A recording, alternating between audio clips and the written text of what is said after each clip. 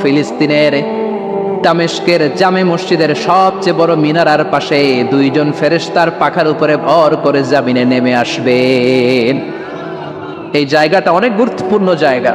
আল্লাহ বলেছেন বারাক না হাওলা, এই পুরো এলাকাটাকে আমি বরকত দিয়ে ছেয়ে দিয়েছি। পড়েন আল্লাহু আকবার। আবার এই জায়গায় বিশাল একটা যুদ্ধ হবে। ফিলিস্তিনের একটা শহর আছে আল গৌতা, এই গৌতা শহরে মুসলমানদের কেন্দ্রবিন্দু হবে। কিয়ামতের আগ দিয়ে যা যা ঘটবে সব এই ফিলিস্তিনে ঘটবে। এই জন্য তিন আর জাইতুনের কসম কাটার মধ্য দিয়ে ফিলিস্তিনের কসম কেটেছে কে? এই ফিলিস্তিনের বাইতুল হাম, যেটাকে বলে বেথেলহাম, এই বেথেলহাম সিটিতে ঈসা আলাইহিস সালামের জন্ম। সুবহানাল্লাহ পড়েন। মনে থাকবে কোন শহরে? বেথেলহাম। বেথেলহাম শহরে ঈসা আলাইহিস সালামের জন্ম। তার মানে আল্লাহ ঈসা নবীর জন্মস্থানের কসম কাটলেন। এরপরে আল্লাহ বললেন ওয়াতুরে সিনিন, তুর পাহাড়ের কসম, সিনাই পর্বতের কসম। তুর পাহাড় হলো মিশরে, মিশর হলো মূসা আলাইহিস সালামের জন্মস্থান। আর ওয়াহাদাল বালাদিল আমিন, এই নিরাপদ শহরের কসম, মানে মক্কাতুল মুকাররমার কসম। মক্কা মুকাররমা কার জন্মস্থান? জোরে বলেন, আরো জোরে বলেন। বিশ্বনবীর জন্মস্থান। তিনজন বড় বড় পয়গম্বর যেই তিন দেশে এসেছে, আল্লাহ তিনটা দেশের কসম কাটলেন। তিনটা বড় বড় শরীয়তের ধারক বাহকে তিনজন নবী, উলুল আজমি মিনার রাসূল। এজন্য আল্লাহ বললেন ওয়াত্তিনি ওয়াজ-যাইতুনি ওয়া তুরি সিনিন ওয়া হাযাল বালাদিল আমিন। তিন আর জাইতুনের কসম, মানে ফিলিস্তিনের কসম। ওয়া তুরি সিনিন, তুর পাহাড়ের কসম, মিশরের সবচাইতে উঁচু পাহাড়, যে পাহাড়ের চূড়ার উপরে উঠে সাইয়েদনা মূসা আলাইহিস সালাম সরাসরি আল্লাহর সাথে কথা বলেছেন। ওয়া কাল্লামাল্লাহু মূসা তাকলিমা, সরাসরি without any media, without any via, সাইয়েদনা মূসা আলাইহিস সালাম আল্লাহর সাথে কথা বলতেন। পৃথিবীতে চারটা আসমানি কিতাব সবচাইতে সেরা। এক হচ্ছে তাওরাত, দ্বিতীয়ত জাবুর, তৃতীয়ত ইনজিল, চতুর্থত কোরআন। তাওরাত আল্লাহ নাজিল করেছেন সাইয়েদনা মূসা আলাইহিস সালামের উপর, জাবুর নাজিল করেছেন দাউদ আলাইহিস সালামের উপর, ইনজিল নাজিল করেছেন ঈসা আলাইহিস সালামের উপর, আর বিশ্বনবীর উপর নাজিল করেছেন কোরআন। ঠিক কিনা? এই তাওরাতকে রব্বুল আলামিন স্বয়ং নিজ হাতে লিখে কাঠের ফলকের মধ্যে, তক্তার মধ্যে লিখে সাইয়েদনা মূসা আলাইহিস সালামকে দিয়েছে। সুবহানাল্লাহ। এটাকে আরবিতে বলে আলওয়াহ। লাউহের প্লুরাল হচ্ছে আলওয়াহ। কাঠের তক্তার মধ্যে আল্লাহ নিজে তাওরাত লিখেছেন। কিসের মধ্যে লিখছেন? কথা বলেন, শুনতেছেন? মনোযোগ আছে? কাঠের তক্তার মধ্যে তাওরাত লিখলেন। লিখে মূসা আলাইহিস সালামকে বললেন, মূসা ফিহি বুরহান, ফিহি হুদা, ফিহি হিদায়া। এই হচ্ছে তাওরাত কিতাব, আমি নিজ হাতে লিখে দিয়েছি। এর মধ্যে হেদায়েত আছে, এর মধ্যে বরকত আছে, এর মধ্যে বুরহান আছে, দলিল আছে। যাও এই কাঠের তক্তার মধ্যে লেখা তাওরাত কিতাবকে নিয়ে যাও, বনি ইসরাইলের কাছে এই তাওরাত কিতাবের দাওয়াত দাও। সাইয়েদনা মূসা আলাইহিস সালাম ছিলেন অনেক শক্তিশালী নবী। উনি ভাবলেন অল্প কয়েকটা তক্তা, কাউকে ডাকার দরকার নাই, আমার ভাই হারুন রে লাগবে না, আমি যথেষ্ট। আমার ভাই হারুন রে কষ্ট করে পাহাড়ের উপরে টেনে আনার দরকার নাই, 3-4টা তক্তা আমি নিজেই নিতে পারবো, নিজেই নিতে পারবো মনে করে সাইয়েদনা মূসা আলাইহিস সালাম আল্লাহর লেখা তক্তার উপরে যে তাওরাতের ফলক, এই ফলক ধরে টান দিয়েছে উঠানোর জন্য। আল্লাহ যেহেতু কিতাব দিয়েছে নিয়ে যায়, কিন্তু কি আজীব তামাশা, তক্তা ধরে কাঁধে তুলবে তো দূরের কথা, নাড়াতেই পারে না। সুবহানাল্লাহ, আসতে বলেন।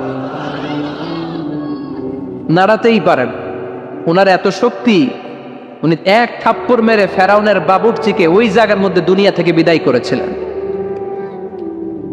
এক ধাক্কা মারলে 10 জন 10 হাত দূরে যেয়ে পড়তো।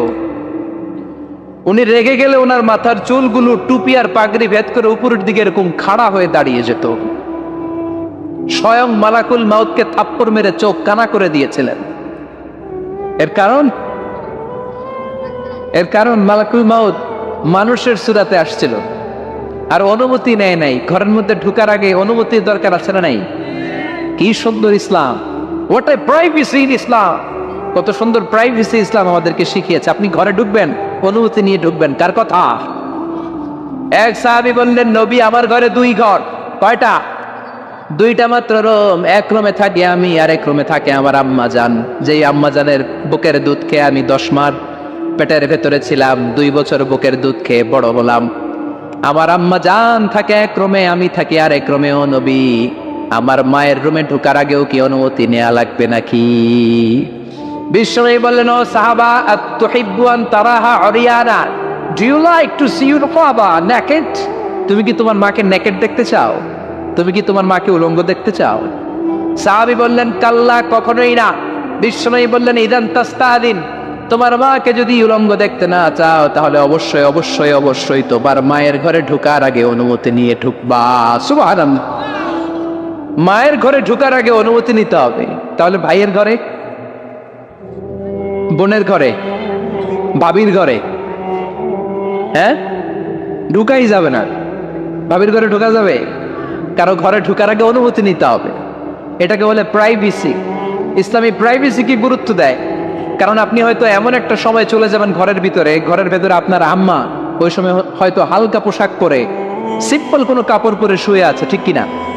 ওই পোশাকে সে আপনার সামনে আসতে চায় না। আপনি যখন নক করবেন, আপনি যখন সালাম দিবেন, পারমিশন চাইবেন, সে হয়তো ওনাকে ঢেকে চাদর পরে সুন্দর করে জামাটা পরে তারপরে আপনার সামনে আসবে। চিল্লায় বলেন ঠিক কিনা? এজন্য অনুমতি নিয়ে ঢোকা ফরজ। কারো ঘরে যখন যাবেন, আগে সালাম দিবেন, 3 বার সালাম দিবেন। 3 বার সালাম দেওয়ার পরে যদি উত্তর না পাওয়া যায়, চলে যাবেন। কার কথা? মানতে রাজি আছেন তো? এগুলো মানি না, এই জন্যই ঘরে অশান্তি, ফ্যামিলিতে অশান্তি। চোখের হেফাজত নাই, নজরের হেফাজত নাই। এই নজরের লাগাম যদি টেনে ধরতে পারেন, ফ্যামিলির 50% সমস্যা এমনিই চলে যাবে। চিল্লা এখন ঠিক কিনা? সাইয়েদনা মূসা আলাইহিস সালামের কাছে মালাকুল মাউত, মৃত্যুর ফেরেশতা, মানুষের সূরাতে এসেছিল, অনুমতি নেয় নাই, হুট করে ঘরে ঢুকছে।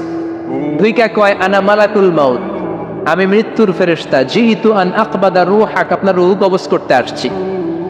মূসা আলাইহিস সালাম দেখতেছে একজন সলিমুদ্দি। মূসা নবী দেখে কি, আর সলিমুদ্দি কয় কি, আমি মালাকুল মাউত। ভেজাল আছে না নাই? সাইয়েদনা মূসা আলাইহিস সালাম দেখে দিব্যি সাধারণ মানুষ, আর সে বলে আমি তোমার রূহ কবজ করতে এসেছি। মূসা আলাইহিস সালাম রেগে গেলেন, অনেক মেজাজ ওলা নবী ছিলেন। রাগের চোটে এক থাপ্পড় দিলেন। থাপ্পড় খেয়ে মালাকুল মাউতের এক চোখ নাই। বুখারীর বর্ণনা, ফাসাক্কাহু ফাফাকু আইনা, থাপ্পড় মারলেন, চোখ শেষ। মালাকুল মাউত বাঁচার জন্য দিলেন দৌড়। এক দৌড়ে আল্লাহর আদেশে আল্লাহর আরশে চলে গেলেন। যে বলে, মাবুদ এমন নবীর কাছে পাঠিয়েছেন, আরসালতানি ইলা আবদিন লা ইউরিদুল মাউত, এমন বান্দার কাছে পাঠিয়েছে, ওই বান্দা মরতে চায় না, খালি মারতে চায়। কি করতে চায়? মরতে চায় না, মারতে চায়। দেখেন কি করছে। আল্লাহ বললেন, ও মালাকুল মাউত, ভুল করছো, সালাম দাও নাই, অনুমতি নাও নাই, মানুষের সূরাতে গেছো, আর নবীও সাধারণ নবী না, মেজাজওয়ালা নবী, ঠিক কিনা? চিন্তা করে লাভ নাই, আমি কথা বলবো। সাইয়েদনা মূসাকে আল্লাহ ডেকে বললেন, ও মূসা, তুমি নাকি মরতে চাও না, খালি মারতে চাও। সাইয়েদনা মূসা বলেন, না মাবুদ, আমি তো চিনি নাই, এটা যে মালাকুল মাউত আমি তো চিনি নাই, চিনলে তো তার গায়ে আমি হাত তোলার সাহস করতাম না। আল্লাহ বললেন, ও মূসা, যাও, দা'য়াদাকা আলা মাতনি সাউর, ওই যে একটা গাভী দেখা যায়, ষাঁড় দেখা যায়, ওই গরুর পিঠের উপরে তোমার ডান হাতটা রেখে দাও। সাইয়েদনা মূসা আলাইহিস সালাম গরুর পিঠের উপরে ডান হাত রাখলেন। আল্লাহ বললেন, মূসা, তোমার ডান হাতের নিচে গরুর যতগুলো পশম, প্রত্যেকটা পশমের বিনিময়ে তোমার 1 বছর করে হায়াত আমি বাড়িয়ে দিলাম।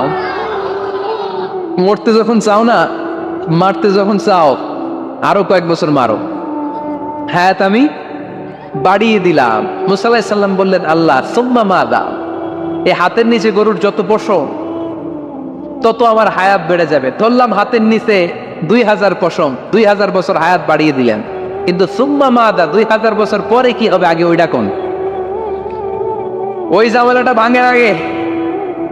আল্লাহ বললেন, মূসা সুম্মাল মাউত, তারপরে তো তোমাকে মরতেই হবে, এই পৃথিবীতে আসলেই মরতে হয়। কুল্লু নাফসিন যায়িকাতুল মাউত, এই পৃথিবীতে যারা একবার আসবে তাদেরকেই মরতে হবে, ঠিক কি না? সাইয়েদনা মুসা আলাইহিস সালাম বললেন ফাল আনা, তাহলে আর দেরির দরকার নাই, এখনই আমাকে নিতে বলেন। সুবহানাল্লাহ। মালাকুল মাউত এসে মুসা আলাইহিস সালামের রূহ কবজ করে ফেললেন। এই মুসা আলাইহিস সালামের সাথে সরাসরি আল্লাহর কথা হতো এই তুর পাহাড়ের উপর। আর এই তুর পাহাড়ের নামে কসম কেটেছে কে? ওয়া তুরি সিনিন। আল্লাহ বললেন তিন আর জাইতুনের কসম, মানে ফিলিস্তিনের কসম। ওয়া তুরি সিনিন, তুর পাহাড়ের কসম, যেই তুর পাহাড়ের উপরে আমি তাওরাত কিতাব নাজিল করেছি। তাওরাত কিতাবটাকে কাঠের ফলকের মধ্যে লিখে বললেন মুসা নিয়ে যাও। মুসা আলাইহিস সালাম নিতে পারে না, মনে আছে? মনে আছে আপনাদের না ভুলে গেছেন? মুসা আলাইহিস সালাম ধরলেন, নাড়াতে পারেন না। আর কাঁধে তুলবে তো দূরের কথা, নাড়াতেই তো পারেন। এত শক্তিশালী নবী। তাওরাতের যে তাওরাতের ফলক, এই বাণীগুলো নিয়ে বাণীবাহকের কাজ করবে, বার্তাবাহকের কাজ করবে, বনী ইসরায়েলের কাছে এই পয়গাম পৌঁছে দিবে, কিন্তু তুলতেই তো পারে না। আল্লাহর ডেকে বলে আল্লাহ পারি না। আল্লাহ বললেন ট্রাই করো, ট্রাই এগেইন, আবার চেষ্টা কর, দেখো না পারো কিনা। হাবিল সাইয়েদনা মুসা আলাইহিস সালাম ভাবলেন এই দিক দিয়ে পারি না, ওই দিক দিয়ে ধরলে মনে হয় পারবো। এবার তক্তার ওই পাশ দিয়ে নাড়াচাড়া শুরু করছে, ওই দিক দিয়েও পারে না। এবার ভাবলেন এক কাজ করি, মাঝখান দিয়ে দেখি নাড়াতে পারি কিনা। সাইয়েদনা মুসা আলাইহিস সালাম কাঠের তক্তাগুলোর মাঝখান দিয়ে ধরলেন, টান দিলেন, কিন্তু তক্তা নড়ে, নাড়ানোই যায় না। কাঁধে তুলবে তো দূরের কথা। সাইয়েদনা মুসা আলাইহিস সালাম অপারগ হয়ে আল্লাহর ডেকে বললেন ও মাবুদ পারি না। আল্লাহ আসলে চাচ্ছে মুসা যেন বলে পারি না। মুসা পারে না এটা শুনতে আল্লাহর বড় মনে চায়। সুবহানাল্লাহ কইবেন না? কারণ সব জায়গায় উনি পারে আর মারে। আজকে সাইয়েদনা মুসা আলাইহিস সালামের কণ্ঠে আল্লাহ শুনতে চায় আল্লাহ আমি অপারগ, আমি পারি না। সাইয়েদনা মুসা আলাইহিস সালাম বলে আল্লাহ সাইয়েদনা জিব্রাইলকে যদি বলেন আমারে যদি একটু সাহায্য করে, আমার কাঁধে তুলে দিলে আমি নিয়ে বাড়িতে যাব। সাইয়েদনা জিব্রাইলকে একটু বলেন। আল্লাহ বললেন যাও জিব্রাইল, হেল্প আউট মুসা, মুসা আলাইহিস সালামকে সাহায্য করো। এবার সাইয়েদনা মুসা আলাইহিস সালাম ধরলেন এই দিকে, সাইয়েদনা জিব্রাইল ধরলেন এই দিকে। দুইজন মিলে তাওরাত লেখা কাঠের তক্তাগুলো উঠাতে চাইলেন, কিন্তু কি আজীব তামাশা, সাইয়েদনা জিব্রাইলও পারে না। সাইয়েদনা মুসা আলাইহিস সালাম বলেন ও ভাই জিব্রাইল চলো জায়গা চেঞ্জ করে তুমি এদিক দিয়ে ধরো, আমি ওই দিকে ধরি, আবার জোরসে টান মারো। দেশ গ্রামে কয় না জোরসে টান, এইও সিস্টেমে দুইজন মিলে টানে, কিন্তু নাড়াতেই পারে না। আগে তো হাতে নিবে, তারপরে কাঁধে তুলবে, দুইজনেও পারে না। গায়ে যত জোর আছে সাইয়েদনা মুসা আলাইহিস সালাম জোরসে টান দিলেন, যত জোর, সব জোরকে একসাথে করে তিনি টান দিয়েছেন। টানের চোটে দেহের প্রতিটা লোমকূপ থেকে ঘাম বেরোতে শুরু করেছে। টানের চোটে রক টান খেয়ে যাচ্ছে, কোমরের রক ছিঁড়ে যাওয়ার অবস্থা, কিন্তু কাঠের ফলকগুলো নাড়ানো যায়। সাইয়েদনা মুসা আলাইহিস সালাম বললেন আল্লাহ জিব্রাইলও পারে না। জিব্রাইলের সাথে হাজার হাজার সহকারী ফেরেশতা, তাদেরকে একটু বলেন হেল্প করার জন্য। সুবহানাল্লাহ পড়েন। হাজার হাজার ফেরেশতা তুর পাহাড়ের উপর সবাই মিলে জোরে জোরে টান দেয়, জোরে জোরে টান দেয়। সবাই মিলে চেষ্টা করে তাওরাত লেখা ফলক এক প্রান্ত থেকে আরেক প্রান্ত কোনো জায়গা দিয়ে ধরে 1 ইঞ্চি নাড়াতে পারে না। এই অবস্থা দেখে আল্লাহ বললেন ঘটনা কি? আল্লাহ পারি না। সাইয়েদনা মুসা আলাইহিস সালাম কি বলে? আল্লাহ পারি না। আল্লাহ বললেন মুসা এই ফলকগুলোর এত ওজন নয়, কাঠের এই তক্তাগুলোর এত ওজন নয়, কিন্তু এই কাঠের তক্তার মধ্যে যে বাণীগুলো লেখা হয়েছে বাণীগুলো কার? এটা আমার বাণী, আমার কথা। এই জিনিসটা বোঝানোর জন্য আমি এটার ওজনকে ভারী করে দিয়েছি। এবার জিব্রাইলের সহকারী ফেরেশতা লাগবে না, জিব্রাইলের সহযোগিতা লাগবে না। তোমার গায়ে আমি যেই জোর দিয়েছি, টান দিয়ে দেখো সবগুলারে কাঁধে তুলে নিতে পারবা। সাইয়েদনা মুসা আলাইহিস সালাম এবার বিসমিল্লাহ বলে সবগুলো তাওরাত লেখা কাঠের তক্তাগুলো কাঁধে নিয়ে এক দৌড়ে বাড়ি। আল্লাহু আকবার। যেই পাহাড়ের উপর এই তক্তা টানাটানির ঘটনা ঘটেছে, পাহাড়টার নাম এজন্য আল্লাহ বললেন ওয়াত-তিনি ওয়াজ-যাইতুনি ওয়া তুরি সিনিন ওয়া হাযাল বালাদিল আমিন। তিন আর জাইতুনের কসম, তুর পাহাড়ের কসম। আবার তুর পাহাড়ের মধ্যে নূরের তাজাল্লি দিয়েছে কে? فلما تجلى ربه جعله دكا وخر موسى صعقا। সাইয়েদনা মুসা আলাইহিস সালাম বললেন, আল্লাহ তোমাকে দেখতে চাই। আল্লাহ বললেন, দেখতে পারবে না, পাহাড়ের দিকে তাকাও, পাহাড়ের মধ্যে নূরের তাজাল্লি দেব, যদি পাহাড় টিকে যায় তাহলে দেখতে পাবা। আল্লাহ যখন তুর পাহাড়ের উপর তাজাল্লি বেড়েছেন, পাহাড় ভেঙে খান খান হয়ে যায়, সাইয়েদনা মুসা আলাইহিস সালাম বেহুশ হয়ে যায়। এই বেহুশ হওয়ার ঘটনা আর পাহাড় জ্বলে ছাই হওয়ার ঘটনা যেখানে ঘটেছে, ওই পাহাড়টার নাম জোরে বলেন। ওই তুর পাহাড়ের কসম কেটেছে কে? ওয়াতুরি, ওয়াতুরি 2285 মিটার উঁচু, অনেক উঁচু পাহাড়। আবার ইয়াজুজ মাজুজ যখন পৃথিবীতে আক্রমণ করবে, ইন্না ইয়াজুজ ওয়া মাজুজ মুফসিদুনা ফিল আরদ, তামাম জাহানে ইয়াজুজ মাজুজ যখন আক্রমণ করবে, তামাম পৃথিবীটাকে যখন লন্ডভন্ড করে দিবে, সাইয়েদনা ঈসা আলাইহিস সালাম মুমিন বান্দাদেরকে নিয়ে যেই পাহাড়ের উপর আশ্রয় নিবেন, সেটা হলো এই তুর পাহাড়। সুবহানাল্লাহ। ঈসা আলাইহিস সালাম মুমিনদেরকে নিয়ে এক পাহাড়ে চলে যাবেন এই ইয়াজুজ মাজুজের অত্যাচার থেকে বাঁচার জন্য। এদেরকে ইংরেজিতে বলে Gog Magog. If you search in Google by writing Gog and Magog, আপনি পেয়ে যাবেন ইয়াজুজ মাজুজের কাহিনী। হাত্তা ইযা ফুতিহাত ইয়াজুজ ওয়া মাজুজ ওয়া হুম মিন কুল্লি হাদাবিন ইয়ানসিলুন, লক্ষ লক্ষ ইয়াজুজ মাজুজের বাহিনী আসবে। এই ইয়াজুজ মাজুজের বাহিনীর অত্যাচার, অবিচার, অনাচার, জুলুম থেকে, মারামারি থেকে বাঁচার জন্য মুসলমানরা ঈসা আলাইহিস সালামের নেতৃত্বে যেই পাহাড়ের উপর আশ্রয় নিবেন, ওই পাহাড়ের নাম হলো তুর পাহাড়। ওই পাহাড়ের নাম কি? কোরআনে অনেকবার আল্লাহ তাআলা এই তুর পাহাড়ের কথা বলেছেন। আমি নিজে এই তুর পাহাড়ের চূড়ায় উঠেছি 2 বার। পাথরের পাহাড়, মাঝরাতে উঠতে হয়।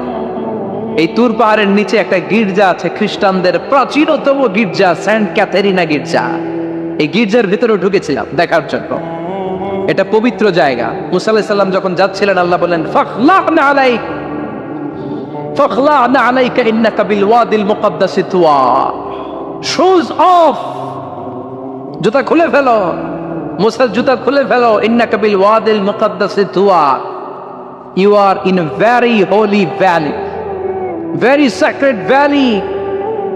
একটা পবিত্র উপত্যকায় তুমি এসেছো। এর চাইতে উন্নত এবং পবিত্র উপত্যকা আমি মহাবিশ্বে কোথাও সৃষ্টি করি নাই। চিল্লায় পড়েন সুবহানাল্লাহ। মাঝরাতে এই তুর পাহাড়ে উঠতে হয়, ব্যাকপ্যাক নিয়ে যেতে হয়, সেখানে পানি টানি খাবার দাবার নিয়ে ওঠা লাগে। 3-4 ঘন্টা লাগে উঠতে, নামতে আবার 3-4 ঘন্টা। সকালে 10টা-11টার পরে আর তুর পাহাড়ে থাকা যায় না, কারণ আমাদের বাংলাদেশের পাহাড়গুলো মাটির পাহাড়, তুর পাহাড় হচ্ছে পাথরের পাহাড়। পাথরের পাহাড়ে যখন সূর্যের আলো লাগে, পাথরের পাহাড় গরম হয়ে যায়। আমরা মাঝরাতে উঠতে শুরু করলাম। আমরা যখন উঠতেছি দেখলাম খ্রিস্টিয়ান কমিউনিটির একটা গ্রুপ, তারাও উঠছে, ইহুদিদের একটা গ্রুপও উঠছে, কারণ এটা 3 ধর্মের লোকদের কাছে তীর্থস্থান। এই তুর পাহাড়ের চূড়ায় ছোট্ট একটা মসজিদ আছে, 7-8 জন নামাজ পড়া যায়। খ্রিস্টানদের একটা গির্জা আছে, ইহুদিদের একটা সিনাগগ আছে। ফজরের সময় উঠলাম, পুরো সিলসিলাতুল জিবাল তুর পাহাড় দেখলাম। অবাক হলাম, এই পাহাড়ে বিশ্বনবী মেরাজের রাতে নেমে দোয়া করেছেন, ঠিক কিনা? এই পাহাড়ে ঈসা আলাইহিস সালাম মুমিনদেরকে নিয়ে ইয়াজুজ মাজুজের আক্রমণ থেকে বাঁচার জন্য আশ্রয় নেবেন। এই তুর পাহাড়ের কসম কোরআনের ভেতরে কেটেছে কে? এজন্য আল্লাহ বললেন, ওয়াত-তিনি ওয়াজ-যাইতুনি ওয়া তুরি সিনিন ওয়া হাযাল বালাদিল আমিন। তিন আর জাইতুনের কসম, ওই মিশরের তুর পাহাড়ের কসম, ওয়া হাযাল বালাদিল আমিন, এই নিরাপদ শহরের কসম। শহরটার নাম কি? কি নাম? এই নিরাপদ শহর দ্বারা আল্লাহ বুঝিয়েছে মক্কা, না ফিলিস্তিন না। ফিলিস্তিন হচ্ছে প্রথমটা, কিন্তু হাযাল বালাদিল আমিন, এই নিরাপদ শহর দিয়ে আল্লাহ বুঝিয়েছেন মক্কা শহরকে। চিৎকার করে বলবেন, কোন শহর? মক্কা শহর। এই মক্কা শহরের আগের নাম বাক্কা। মক্কার আগের নাম কি? জোরে বলেন, আরো জোরে। ইন্না আউওয়ালা বাইতিন উদিআ লিন-নাসি লাল্লাযী বিবাক্কাতা মুবারাকা হুদাল লিল আলামিন। নিশ্চয়ই পৃথিবীর সর্বপ্রথম ঘর যেই শহরের মধ্যে আমি আল্লাহ স্থাপন করলাম, শহরটার নাম হলো বাক্কা শহর। কি শহর? এই বাক্কা পরে চেঞ্জ হয়ে হয়েছে মক্কা। আল্লাহু আকবার। তার মানে আজকে জানলেন মক্কা শহরের আগের নাম হলো বাক্কা। আগের নাম কি? মক্কা শহরে অনেক হোটেল আছে, ওই হোটেলের নাম ফুন্দুক বাক্কা। দেখছেন? ফুন্দুক বাক্কা মানে বাক্কা হোটেল। এই বাক্কা হচ্ছে মক্কার আগের নাম, মনে থাকবে? আল্লাহ বললেন হাদাল বালাদিল আমিন, এই নিরাপদ শহরের কসম, এই শহরের চেয়ে নিরাপদ শহর পৃথিবীর মধ্যে। ইউসাউইরুকুম ফিল আরহামি কাইফা ইয়াশা লা ইলাহা ইল্লা হুয়াল আজিজুল হাকিম। তিনি হলেন এমন সত্তা যিনি মায়ের পেটে থাকা অবস্থায় তোমাদের চেহারার ডিজাইন করে দিয়েছে। চিল্লায় বলেন সুবহানাল্লাহ। তাহলে চারটা কসম কেটে আল্লাহ যে দামি কথাটা বললেন, লাকাদ খালাকনাল ইনসানা ফি আহসানি তাকওয়িম, সুন্দর আকৃতিতে তৈরি করেছি। এজন্য সুন্দর চেহারাটা নিয়ে যখন আয়নার সামনে দাঁড়াবেন, তখন আপনি আয়নার দোয়া পড়বেন আল্লাহুম্মা হাসসানতা খালকি ফাহসিন খুলুকি। বিশ্বনবীর চেহারা সুন্দর বেশি না কম? জোরে বলেন। চাঁদের চেয়ে সুন্দর তুমি নবী আমার কামলিওয়ালা, চাঁদের চেয়ে সুন্দর তুমি নবী আমার কামলিওয়ালা। দু জাহানের বাদশা তুমি প্যারা নবী সাল্লে আলা, দু জাহানের বাদশা তুমি প্যারা নবী সাল্লে আলা। চাঁদের চেয়ে সুন্দর তুমি নবী আমার কামলিওয়ালা। সুবহানাল্লাহ। বিশ্বনবীর চেহারাটা বড় সুন্দর ছিল। এত সুন্দর চেহারার মানুষ পৃথিবীতে দ্বিতীয়টা নাই। ওই চেহারা নিয়ে বিশ্বনবী আয়নার সামনে যখন দাঁড়াতেন, উনি বলতেন আল্লাহুম্মা হাসসানতা খালকি ফাহসিন খুলুকি। এর মানে হলো, আল্লাহ আমার চেহারাটা আপনি যেমন সুন্দর করেছেন, আমার চরিত্রটাও সুন্দর করে দিয়ে। This is the attitude. এটাকে বলা হয় attitude. What a marvellous amazing attitude he belongs. বিশ্বনবীর কি সুন্দর অ্যাটিটিউড ছিল। সুন্দর চেহারা নিয়ে আয়নার সামনে দাঁড়িয়ে তিনি বলতেন, আল্লাহ আমার চেহারাটা যেমনি সুন্দর করেছো, আমার চরিত্রটাকেও সুন্দর করে দাও। আমার বাহিরটা যেমন সুন্দর, আল্লাহ আমার ভেতরটারেও সুন্দর করে দিও। পড়েন আমিন। এই আয়নার দোয়া পারেন তো? আয়নার সামনে দাঁড়ায় এই দোয়া পড়েন তো? নাকি বলেন আয়না বসাইয়া দিও কলবের ভিতর? এগুলো বলবেন? পড়েন আল্লাহুম্মা হাসসানতা খালকি ফাহসিন খুলুকি, আল্লাহুম্মা হাসসানতা খালকি ফাহসিন খুলুকি। হে আল্লাহ, সবাই বলেন হে আল্লাহ, তুমি আমার চেহারাটা সুন্দর করেছো, তুমি আমার চরিত্রটাও সুন্দর করে দিও। আমিন। আরো জোরে পড়েন আমিন। এই জন্য নিজে যখন আয়নার সামনে দাঁড়াবেন এটা বলবেন, আপনার স্ত্রী যখন আয়নার সামনে দাঁড়ায় তখন এইটা বলবেন, আপনার বাচ্চা যখন আয়নার সামনে দাঁড়ায় তখন এই দোয়া পড়বেন। রাজি আছেন তো? আয়নার সামনে দাঁড়িয়ে আমরা বলবো হাসসানতা খালকি, আল্লাহ তুমি আমার চেহারাটা সুন্দর করেছো। আমরা সবাই সুন্দর, আমরা সবাই সুন্দর। যার কালার কালো, কালো চামড়ার লোক, তার মধ্যে একটা সৌন্দর্য আছে না নাই? আল্লাহ বললেন এই কালো আর ধলো এগুলো তো বাইরে।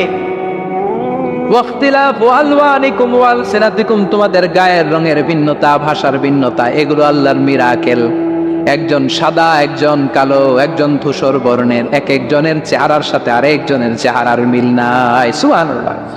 এটাই সৌন্দর্য। এজন্য আল্লাহ বললেন লাকাদ খালাকনাল ইনসানা ফি আহসানি তাকওয়িম, আমি গোটা মানব জাতিকে চমৎকার একটা স্টাইল দিয়ে তৈরি করেছি। এই স্টাইলের সাথে পৃথিবীর কোনো প্রাণীর কোনো মিল থাকে না। সুবহানাল্লাহ। কি অসাধারণ আমাদের কাঠামো। আপনি যদি হিউম্যান ব্রেইন নিয়ে চিন্তা করেন, আমাদের ব্রেইনের ক্যাপাসিটি কিন্তু অনেক বেশি। এই পৃথিবীতে সবচেয়ে পাওয়ারফুল যে কম্পিউটার আবিষ্কার করা হয়েছে এটার নাম Cray-1 super computer. United states of আমেরিকাতে যারা মিলিটারি বেসে জব করে তাদের ম্যাথমেটিক্যাল ইকুয়েশন ড্র করার জন্য, সলিউশন করার জন্য এই ক্রে 1 সুপার কম্পিউটার তারা ইউজ করে। বিজ্ঞানীরা হিউম্যান ব্রেইনের ক্যাপাসিটির সাথে ওই ক্রে 1 সুপার কম্পিউটারের তুলনা করেছে। তারা তুলনা করে দেখেছে ক্রে 1 সুপার কম্পিউটারের চেয়েও আমাদের ব্রেইন শতগুণ বেশি শক্তিশালী। আমাদের হেয়ারিং সিস্টেম নিয়ে যদি আপনি গবেষণা করেন অবাক হয়ে যান। এই যে কানের মধ্যে এখানে পেঁচানো দেখা যায়, এটা কি আল্লাহ এমনি এমনি দিছে? মা খালাকতা হাদা বাতিলা, এমনি এমনি আল্লাহ কিচ্ছু দেয় নাই। এই পেঁচানো ডিজাইন না থাকলে আপনি শুনতে পেতেন না। আপনার কান দুইটা যদি কেটে কান কাটা রমজান করে দেয়, আপনি কোনো আওয়াজ শুনতে পাবেন না। এই কানের ডিজাইন গুলো, এই আঁকাবাঁকা পথগুলো আল্লাহ তাআলা দিয়েছে ইথারে ভেসে আসা সাউন্ড গুলোকে ইলেকট্রিক্যাল সিগন্যালের মাধ্যমে ভেতরে ঢুকানোর জন্য। কানের 3টা পার্ট থাকে, একটা হচ্ছে আউটার এয়ার, একটা হচ্ছে মিডল এয়ার, তারপরে হচ্ছে ইনার এয়ার, মাঝখানে এয়ার ড্রাম থাকে। এই আউটার এয়ার থেকে, মিডল এয়ার থেকে, তারপরে ইনার এয়ারে ইলেকট্রিক্যাল সিগন্যাল দিয়ে বাতাসে ভেসে আসা এই সাউন্ডের ওয়েভগুলো, এই তরঙ্গগুলোকে ইলেকট্রিক্যাল সিগন্যাল দিয়ে ট্রান্সমিট করে ব্রেইনের হেয়ারিং নার্ভের কাছে পাঠিয়ে দেয়। এই সূক্ষ্ম কাজগুলো হতে আসলে অনেক সময় লাগে, কিন্তু 1 সেকেন্ডের মধ্যে আমি বলছি আর আপনারা সেকেন্ডে শুনছেন। চিল্লায় এখন সুবহানাল্লাহ। আবার কান যেখানে রাখা দরকার আল্লাহ ওইখানে রাখলেন, চোখ দুইটা যেখানে দেয়া দরকার ওইখানে দিলেন, নাক যেখানে দেয়া দরকার ওইখানে, মুখ যেখানে দেয়া দরকার। এর চেয়ে সুন্দর করে কি আর তৈরি করা যেত? নাক এইখানে না রেখে অন্য জায়গায় সেট করলে কি বেশি সুবিধা হতো? নাক যদি পেছনে থাকতো, খাওয়ার সময় খাবারটা বাসি না ভালো এটা ঘ্রাণ নেয়ার জন্য সব সময় খাবার পেছনে নিয়ে ধরা লাগতো, ঠিক কিনা? তার মানে নাক এই জায়গায় রাখাতে সুবিধা হয়েছে না? সুবহানাল্লাহ কইবেন না? কি সুন্দর মুখটা দিলেন, হ্যাঁ, কি সুন্দর চোখ দিলেন। এই কান দিয়ে আমরা শুনি, দেখেন কানের সেটিংটা কত সুন্দর। ধরেন ফর এন এক্সাম্পল, উদাহরণস্বরূপ, এই কানটা আল্লাহ এইখানে না রেখে এই কান যদি আপনার এই বাম বগলের ভিতরে দিত, আর এই কান যদি আপনার এই বগলের নিচে দিত, তাহলে আজকে মিজানুর রহমান আজহারের ওয়াজ শোনার জন্য সবার এইভাবে বসে থাকা লাগতো 1.5 ঘন্টা। কারণ এইভাবে এখন যেভাবে আছেন এইভাবে বসে থাকলে তো কান চাপা পড়ে যেত, কথা একটাও শোনা যেত না। সুবহানাল্লাহ কইবেন না? চোখের সেটিংটা কত সুন্দর। চোখ এইখানে না রেখে যদি মাত্র 2 ইঞ্চি উপরে এইখানে দিত, সেজদা দিতে পারতেন। শীতকালে যে ফুটবল খেলেন, হেড দিতে পারতেন। হেড দিতে গেলে বল চোখের মধ্যে লাগা চোখ শেষ। সুবহানাল্লাহ পড়েন। কি অসাধারণ অবকাঠামো! এই হিউম্যান অ্যানাটমি নিয়ে গবেষণা করলে মানুষ অবাক হয়ে যায়। দেহের ভেতরে কি সমস্ত যন্ত্রপাতি দিলেন, কিডনি দিলেন, গল ব্লাডার দিলেন, হার্ট দিলেন, লাংস দিলেন। যেখানে যে অঙ্গটা রেখে দেওয়া দরকার ঠিক সেইভাবে মায়ের পেটে থাকতেই আমাদের ডিজাইন দিয়েছে কে? এতগুলো ডিজাইনের মালিক কে? 600 কোটি মানুষ যদি পৃথিবীতে থেকে থাকে তাহলে 600 কোটি ডিজাইন লাগছে না ওনার? আরো কয়শো কোটি আসবে আমরা জানি। কয়শো কোটি ডিজাইন চলে গেছে জানি। একটা ডিজাইনের সাথে আরেকটা ডিজাইনের মিল আছে? চিৎকার করে বলেন এই কারিগরটা কে? এজন্য আল্লাহ বলেন 4টা জিনিসের কসম কেটে তোমাদেরকে আমি যেটা বলবো শোনো। লাকাদ খালাকনাল ইনসানা ফি আহসানি তাকওয়িম। আমি মানুষের আকৃতিটা, মানুষের চেহারাটা বড্ড সুন্দর করে তৈরি করেছি। এত সুন্দর করে আল্লাহ তৈরি করেছেন, এর কোনো বাতিল নাই, কোনো বিকল্প নাই। চোখ যেমন হওয়া দরকার ঠিক তেমন। এই চোখ নিয়ে কত গবেষণা হয়েছে শুনলে অবাক হয়ে যাবেন। মাত্র 2 মিলিমিটার ডাইমেনশন ছোট্ট আমাদের চোখ। এই চোখ দিয়ে আমরা অনেক কিছু দেখি। কাছের জিনিস যেমনি দেখি, দূরের জিনিসও দেখি। দূরের চাঁদ দেখি, দূরের সূর্য দেখি, দূরের মেঘমালা দেখি, ওই বিমানটাকে দেখি, আবার কাছে ছোট্ট মানুষটাকেও দেখি, ঠিক কিনা? এটার ভেতরে আল্লাহ অনেক পাওয়ারফুল মেগাপিক্সেল দিয়েছেন। এই পৃথিবীতে সবচাইতে পাওয়ারফুল যে ক্যামেরাগুলো আবিষ্কার হয়েছে মুভি শুট করার জন্য, সেখানে যেই মেগাপিক্সেল আল্লাহ দিয়েছেন চোখের ভেতরে এর কয়েক গুণ বেশি দিয়েছেন। চিল্লায় বলেন আল্লাহু আকবার। এই চোখ দিয়ে মেডিকেল সায়েন্স বলছে human eyes can identify more than 10 million colours. 1 মিলিয়নে 10 লক্ষ, 10 মিলিয়নে কত? 1 কোটি।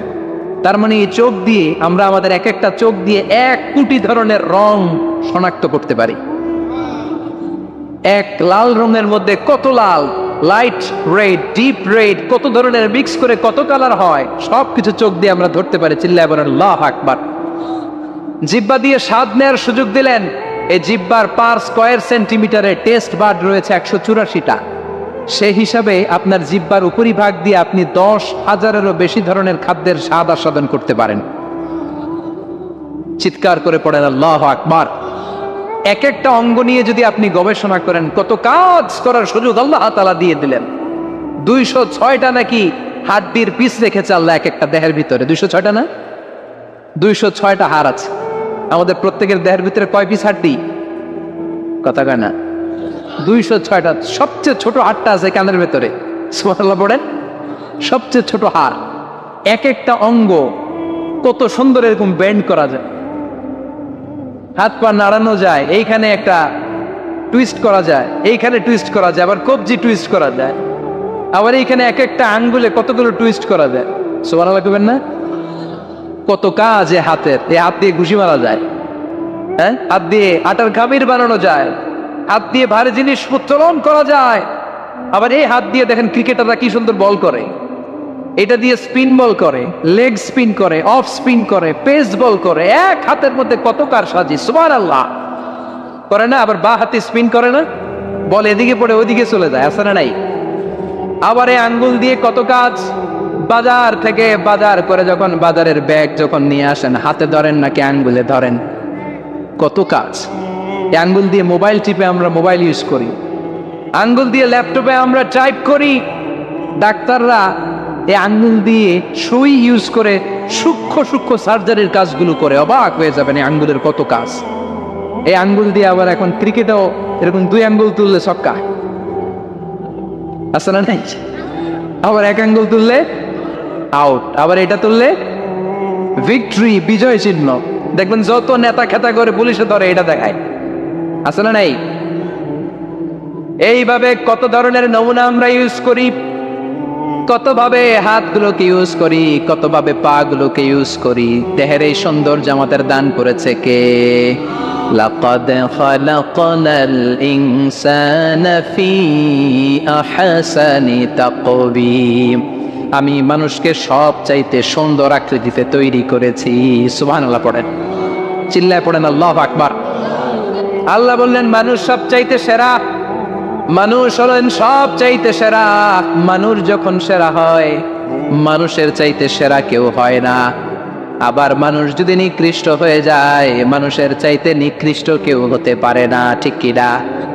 আল্লাহ বললেন মানুষের আকৃতি আমি বড্ড চমৎকার করে বানালাম। সবচেয়ে সুন্দর আকৃতি মানুষের। সবচেয়ে সুন্দর আকৃতি কার? জোরে বলেন। সবচেয়ে বেশি মর্যাদা কার? আশরাফুল মাখলুকাত কে? আশরাফুল মাখলুকাত কে? চিল্লায়া বলেন। নাকি হাতি? রয়্যাল বেঙ্গল টাইগার শক্তিশালী না? এটা এটা তো মানুষ খেয়ে ফেলায়, তো এটাই না আশরাফুল মাখলুকাত হওয়া দরকার? হাতি সবচেয়ে শক্তিশালী না? তো এইটাই না আশরাফুল মাখলুকাত হওয়া দরকার? এগুলো কোনটাই আশরাফুল মাখলুকাত না। আশরাফুল মাখলুকাত হচ্ছে মানুষ। আশরাফুল মাখলুকাত কি? চিল্লায় বলেন আশরাফুল মাখলুকাত কে? এজন্য আল্লাহ বললেন লাকাদ খালাকনাল ইনসানা ফি আহসানি তাকওয়িম। আমি মানুষকে চমৎকার আকৃতি দিয়ে তৈরি করেছি। সুম্মা রাদাদনাহু আসফালা সাফিলিন। আবার মানুষকে আমি একেবারে নিম্নগামী করেছি। উপরে যেমনি নিয়েছি, আবার মানুষকে নিম্নগামীও করেছি। তার মানে মানুষ যদি সম্মানিত হয়, মানুষের চেয়ে বেশি সম্মানিত কেউ হতে পারে? মানুষ যদি সম্মানিত হয়, মানুষের চেয়ে সম্মানিত হওয়ার সুযোগ কারো আছে? দলিল কি? দলিল হচ্ছে বিশ্বনবী যখন মেরাজে যাচ্ছিলেন, একটা সার্টেন লেভেল, যে একটা নির্দিষ্ট জায়গায় যে সাইয়েদনা জিব্রাইল বললেন ইয়া রাসূলুল্লাহ আমি আর উপরে যেতে পারবো না, আমার খেলা এই জায়গায় শেষ, নবী আপনার খেলা এখন শুরু। সুবহানাল্লাহ। ও নবী, এই জায়গার নাম সিদরাতুল মুনতাহা, এটা সীমান্ত বৃক্ষ, এটা হচ্ছে বর্ডার এরিয়া। কি এরিয়া? এটা হলো বর্ডার এরিয়া, এখানে আমার খেলা শেষ। আজীবন আমি এই জায়গায় এসে কান পেতে আল্লাহর অর্ডার শুনেছি, আর ওই অর্ডার তামিল করার জন্য দুনিয়াতে নেমেছি। আমি জিব্রাইলের উপরে যদি 1 ইঞ্চি উপরে ওঠার চেষ্টা করি, আমার শত শত পাখাগুলোকে জ্বালিয়ে ছাই করে দিবে কে? সাইয়েদনা জিব্রাইল আর উপরে যেতে পারে নাই, যেখানে সাইয়েদনা জিব্রাইলের খেলা শেষ ওইখানে বিশ্বনবীর খেলা শুরু হয়েছিল। কোন সুবহানাল্লাহ। তার মানে মানুষ যখন উপরে ওঠে, এত উপরে উঠে যায় ফেরেশতাদেরকেও হার মানিয়ে ফেরেশতাদের উপরে চলে যায়। আবার মানুষ যখন নিচে নামতে শুরু করে শয়তানকেও হার মানিয়ে নিচে চলে যায়, ঠিক কিনা? তার মানে হাইয়ার হলে সব দিক দিয়ে হাইয়ার, হাইয়েস্ট তো অল ক্রাইটেরিয়াতে সে হাইয়েস্ট, লোয়েস্ট তো অল ক্রাইটেরিয়াতে সে লোয়েস্ট। মানুষ ভালো হলে এর চেয়ে ভালো আর হয় না, মানুষ খারাপ হলে তার চাইতে খারাপ আর হয় না। এজন্য আল্লাহ বললেন সুম্মা রাদাদনাহু আসফালা সাফিলিন। মানুষকে যেমনি আমি সুন্দর আকৃতি দিয়ে তৈরি করেছি, আবার ওই মানুষকে আমি আল্লাহ নিম্নগামী করেছি। যেটা উপরে ওঠে ওইটা আবার নিচেও নামা লাগে, ঠিক কিনা? নিরাশ হবেন না, হতাশ হবেন না, হাল ছাড়বেন না, ভরসা রাখুন কার উপর? মনে থাকবে এই সূরার সেন্ট্রাল থিম বা সাবজেক্ট ম্যাটার, কেন্দ্রীয় আলোচ্য বিষয় হচ্ছে নিরাশ হওয়া যাবে না, হতাশ হওয়া যাবে না, হাল ছেড়ে দেওয়া যাবে না, ভরসা রাখতে হবে কার উপর? এজন্য আল্লাহ আলোর কথা বলেছেন। সুবহানাল্লাহ পড়েন। এই সূরা নাজিলের একটা ব্যাকগ্রাউন্ড আছে, শুনবেন? কোন প্রেক্ষাপটে নাজিল হলো শুনবেন? এই সূরাটা হচ্ছে সূরাতুদ দুহা, হচ্ছে মাক্কি সূরা। কি সূরা? সবাই কোন?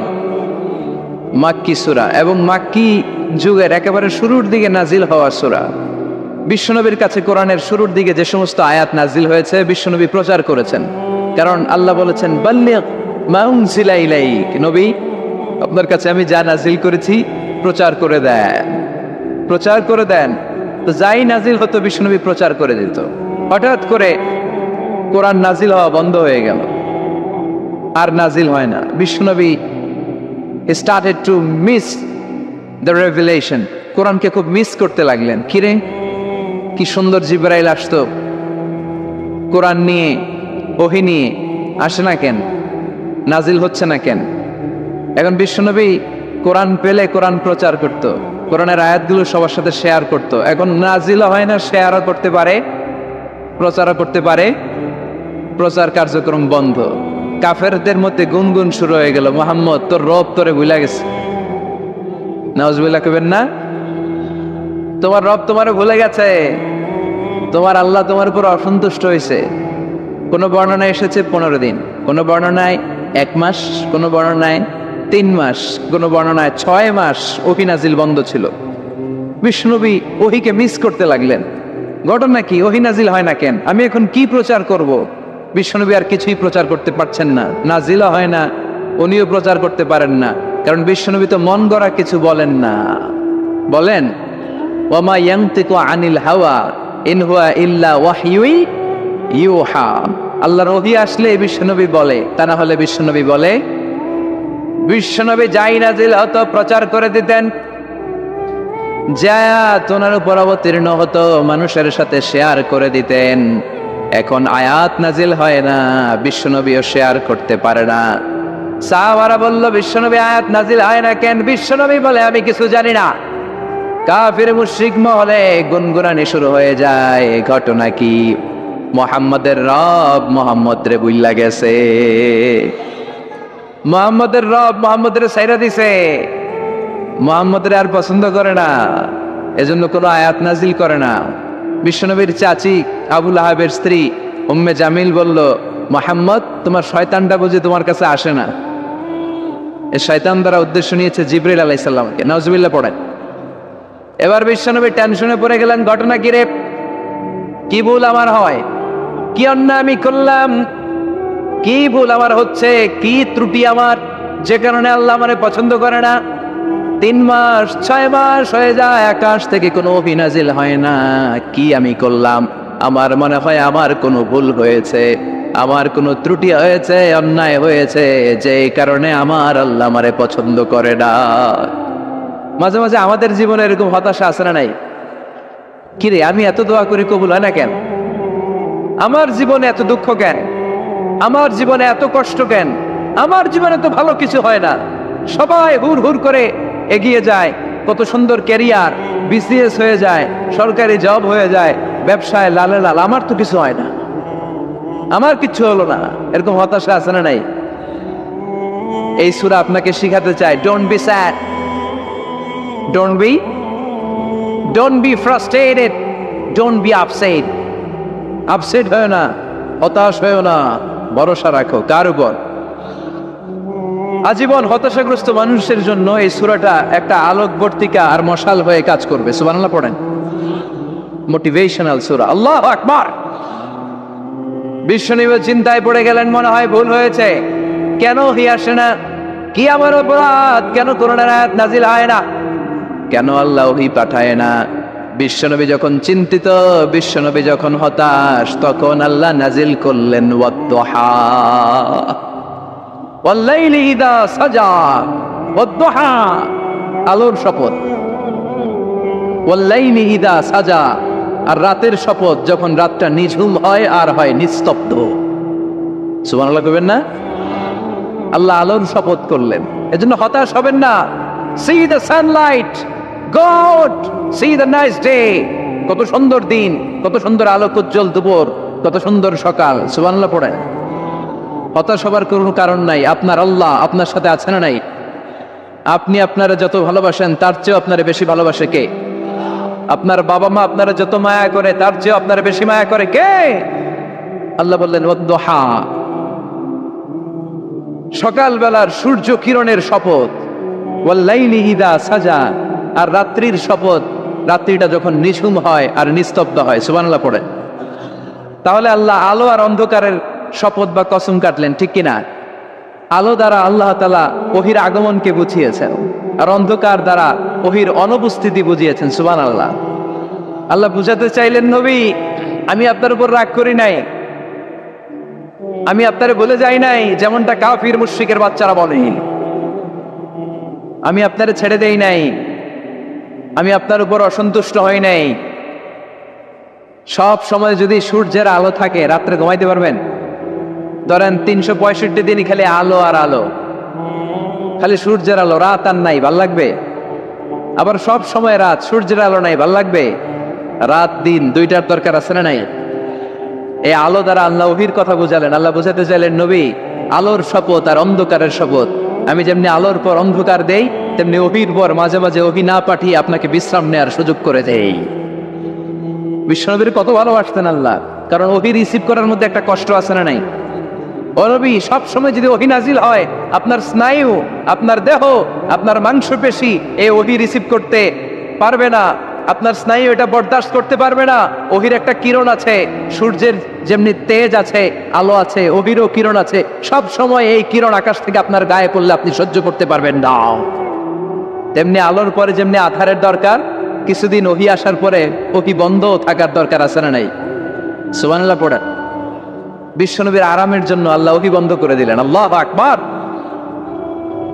কারণ সব সময় ওহী আসাটা ভালো না, সব সময় ওহী আসলে বিশ্বনবী সহ্য করতে পারতেন না।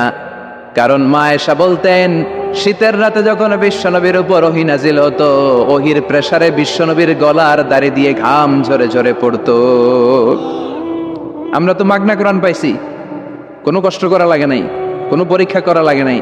বিশ্বনবী যখন কোরআন রিসিভ করতেন, মিসলা সলসলাতিল জারাস, বুখারীর বর্ণনা, ঘন্টার ধ্বনির ন্যায় দপ্তরি যখন হাই স্কুলের ছুটি দেওয়ার জন্য ধামধাম করে ঘন্টা বাজায়, এর কাছে যে কান লাগিয়ে দাঁড়িয়ে থাকা যায়, যেরকম বিকট আওয়াজ হয় এরকম আওয়াজে ওহী আসতো।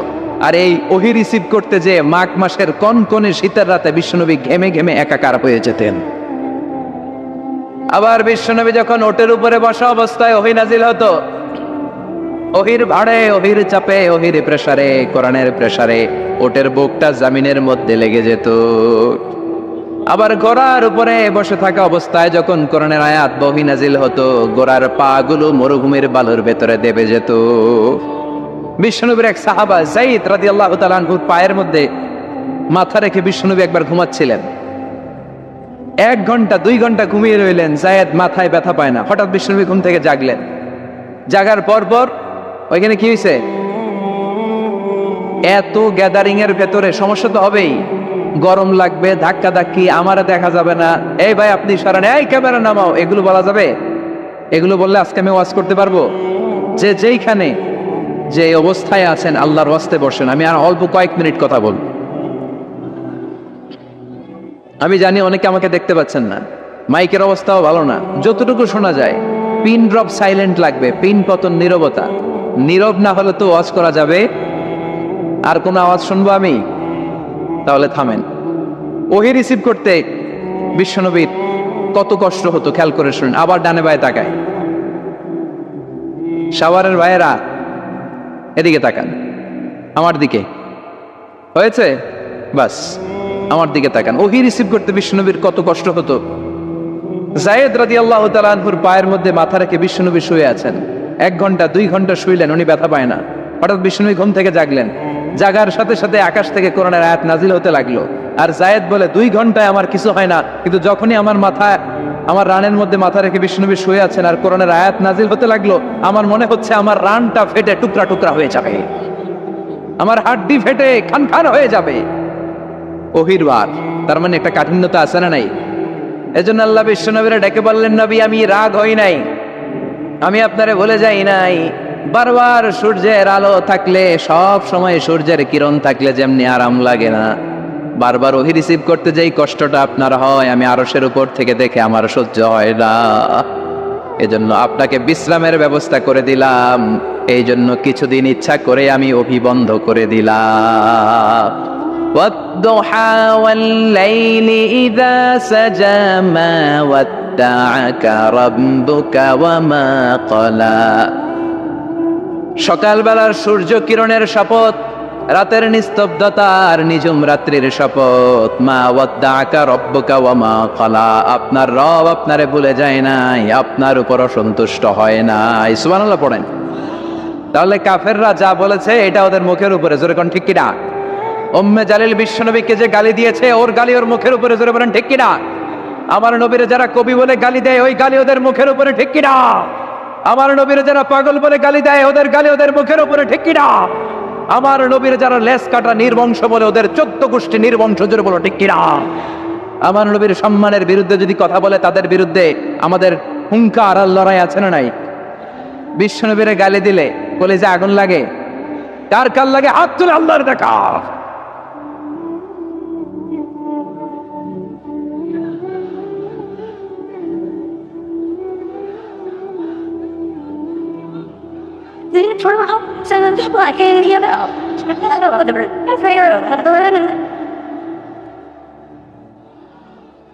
বিশ্বনবীর সম্মান, এটার কোনো তুলনা হয়?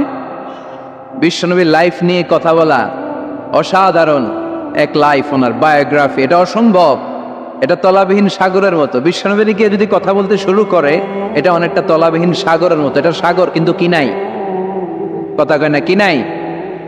বিয়ন্ডলেস, বাউন্ডলেস, বটমলেস, ঠিক কিনা?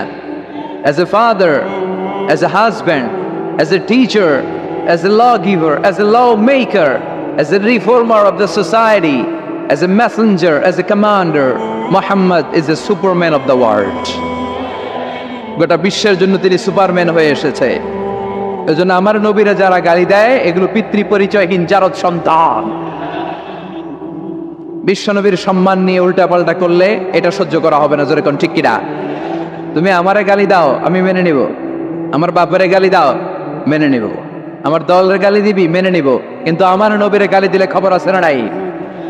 আমার নবীর দিকে, আমার নবীর সম্মানের দিকে বা হাত তুললে ওই বা হাত কেমন করে ভেঙে দিতে হয় সেটাও আমাদের জানা আছে, জোরে কোন ঠিক কিনা?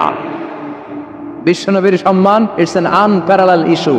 এই ইস্যুতে হেফাজত নাই, এই ইস্যুতে জামাত নাই, এই ইস্যুতে চরমনাই নাই, এই ইস্যুতে সরসিনা নাই, এই ইস্যুতে তাবলীগ নাই, আওয়ামী লীগ নাই, জামাত নাই। 17 কোটি মানুষ এক প্ল্যাটফর্মে দাঁড়িয়ে যায়, চিল্লায় বলেন ঠিক কিনা? কারণ এই নবীর সুপারিশ ছাড়া আমি আপনি জান্নাতে যেতে পারবো না, জোরে কোন ঠিক কিনা? এজন্য নবীর ভালোবাসা, নবীর প্রতি মাহাব্বত অন্তরে থাকার দরকার আছে না নাই? আল্লাহকে যে পাইতে চায়, হযরতকে ভালোবেসে, আরশ কুরসি লৌহ কালাম না চাইতে পেয়েছে সে।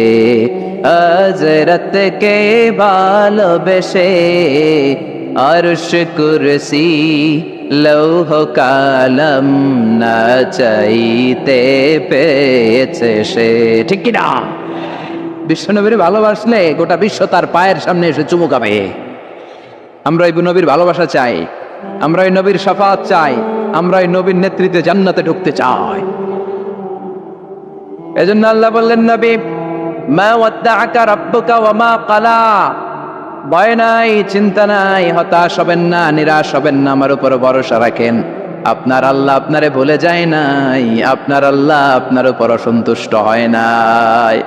ও নবী, আপনি জেনে রাখেন, লাল আখিরাতু খায়রুন লাকা মিনাল উলা, দুনিয়ার বুকে অনেকে আপনারে গালি দিবে, দুনিয়ার বুকে আপনার অনেক বিপদ আসবে, দুনিয়াটা আসল নয়, আসল হলো আখিরাত।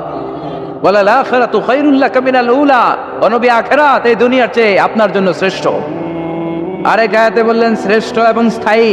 বাল তুনসিরুনাল হায়াতাদ দুনিয়া ওয়াল আখিরাতু খায়রুন ওয়া আবকা।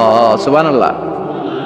ও নবী, এই দুনিয়া স্থায়ী না, এই দুনিয়া শ্রেষ্ঠ নয়, শ্রেষ্ঠ আর স্থায়ী জায়গা হলো জান্নাত। এজন্য দুনিয়ার জন্য পাগল হওয়া যাবে না, মুমিন পাগল হয় আখিরাতের জন্য।